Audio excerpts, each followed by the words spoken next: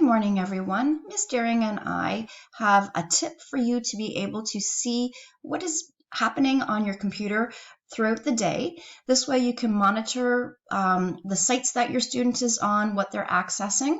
So if you go up to the very top near the top of the toolbar, there are these three little dots, one on top of the other. If you click on that, it gives you a drop-down menu. You want to look for the history. So once I kind of scroll on top of the history, if I move over here, it tells exactly the different sites and activities that this computer has been on.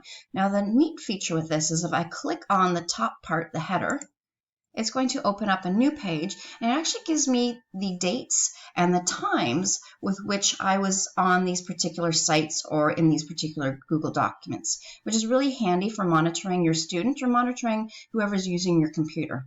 A second handy bit of advice is if you're finding that your student is easily distracted by things like Roblox or Minecraft when they should be being attentive during lessons, you can actually block those sites temporarily on your computer. Now this is dependent upon the actual computer that you're using, so your best bet is just to Google it into your search bar. For example, if I were on a Mac, I would Google how to block websites on a Mac, or if I were on a PC, how to block websites on a PC. And most of the time there's a YouTube video that will walk you through it, as well as written step-by-step instructions. Hope this was helpful.